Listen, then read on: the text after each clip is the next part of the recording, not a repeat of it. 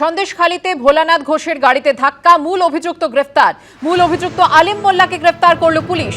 এফআইআরে 1 নম্বরে নাম ছিল এই আলিম মোল্লার। মিনাখা থানা এলাকা থেকে আলিম মোল্লাকে গ্রেফতার করেছে পুলিশ। আজ আলিম মোল্লাকে বসিরহাট মহকুমা আদালতে পেশ করা হবে। দেখো এই মুহূর্তে কিন্তু আলিমকে স্বাস্থ্য পরীক্ষার জন্য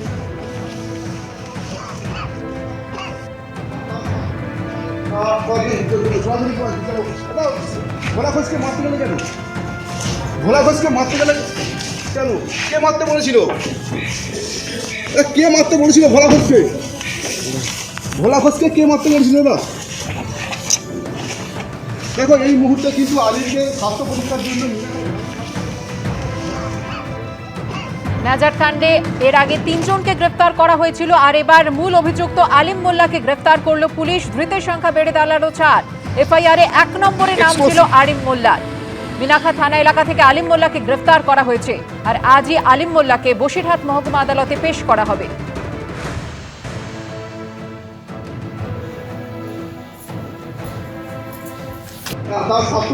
ভোলানাথ ঘোষের মুখে বারবারই ঘাতক ট্রাকের চালক হিসেবে আলিম মোল্লার কথা উঠে আসে। কি জানিয়েছিলেন তিনি, আজ কি জানিয়েছেন দেখুন। আলিম গ্রেপ্তার হলো, এখনই মিডিয়ার মাধ্যমে দেখলাম। দেখে আমার এটুকু মনে হচ্ছে যে আমি যে প্রশাসনের খুব আস্থা ভরসা করেছিলাম, তার পূর্ণাঙ্গ তদন্তের জন্য প্রশাসন যেটা করেছে তাকে ধন্যবাদ। সঙ্গে সঙ্গে আমার পুলিশ মন্ত্রী মমতা বন্দ্যোপাধ্যায়, আমার মুখ্যমন্ত্রী মমতা বন্দ্যোপাধ্যায়কে আমাকে নমস্কার। পুলিশ নিশ্চিত তদন্ত করে এবার সবই বার করে ফেলবে। আপনার কি মনে হচ্ছে বড় র্যাকেট আছে? আমার তো মনে সব প্রথম থেকে হচ্ছে যে বড় র্যাকেট আছে, এবং সেই র্যাকেট খুব তাড়াতাড়ি চলে আসবে প্রশাসনের হাতে। হ্যাঁ, নিরাপত্তা তো আছেই, এখন একটু মনে হচ্ছে স্বাভাবিক দিকে আসছে, মানে অনেকটা শান্তি লাগছে। হাসিনা বিরোধী ছাত্রনেতা খুনের ঘটনাকে কেন্দ্র করে বাংলাদেশে নৈরাজ্য ছড়িয়েছে। অন্যদিকে বাংলাদেশের ময়মনসিংহ জেলায় সেখানে দীপুচাঁদ দাসকে খুনের ঘটনা, সব মিলিয়ে অশান্ত বাংলাদেশ। আর হিংসার ঘটনায় এবার বাংলাদেশকেই কড়া বার্তা দেওয়া হলো ভারতের তরফে। দীপু দাসের খুনে বিচারের দাবি তুলে বিবৃতি জারি বিদেশ মন্ত্রকের। পরিস্থিতির দিকে নজর রেখেছে ভারত, জানালো দিল্লি। পাল্টা বিবৃতি জারি করেছে বাংলাদেশও। ময়মনসিংহের ঘটনা একটা বিচ্ছিন্ন ঘটনা দাবি বাংলাদেশের। পাল্টা দিল্লিতে বাংলাদেশ দূতাবাসের সামনে বিক্ষোভ কাণ্ডে সমালোচনায় ঢাকা।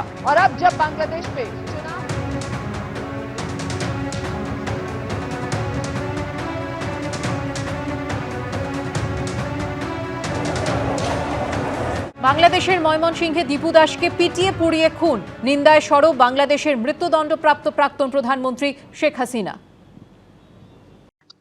এক হাদির জন্য কান্নাকাটি। হাদিও তো এই হত্যাকাণ্ড মেট্রোপ্লাস ডিজাইনের একটা অংশ, এর সঙ্গেই তো জড়িত ছিল।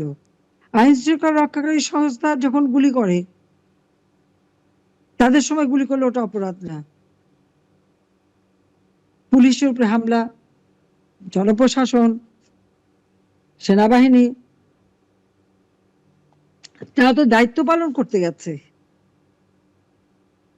তাদের বিচার করলে গোপালগঞ্জে যখন ইউনূসের হুকুমে সরাসরি গুলি করে আমার 5 জন নেতাকর্মীকে হত্যা করলো, সে বিচার তো হচ্ছে না। এই দীপুচন্দ্র দাসকে যে হত্যা করেছে ঝুলিয়ে, একটা মিথ্যা অপবাদ দিয়ে, দীপুর দোষটা কি ছিল? কি অপরাধ ছিল তার? সে সাধারণ গরিবের ছেলে। যাক, আমি আপনাদের সাথে আমি একাত্মতা ঘোষণা করি যে আমি আছি আপনাদের সাথে। এই এত মানুষের লাশ আর এত মানুষের জীবনহানি, ওতে ইউনূসের মন কান্দে না। তার এক সন্ত্রাসীকে কেন, তারা তো নিজেরাই মারছে, প্রার্থী নিয়ে তাদের দ্বন্দ্ব। এখানে আওয়ামী লীগের কি? কিন্তু দোষ সব মারে তারা, আর যারা মারে তাদের দেয় দায় মুক্তি, পুরস্কৃত করে, আর সব দোষ হলো আওয়ামী লীগের, মামলা দেয় আমাদের উপর। এই খেলাই বাংলাদেশে চলছে, কিন্তু সত্যের জয় হবেই হবে, সত্যের জয় হবেই। সবাই ধৈর্য ধরেন, ইনশাল্লাহ সকলের জয় হবে। এই বিএনপি জামাত জোট, তারপরে এনসিপি পার্টি, আরো নানা ধরনের অনেক পার্টি নতুন গজিয়েছে।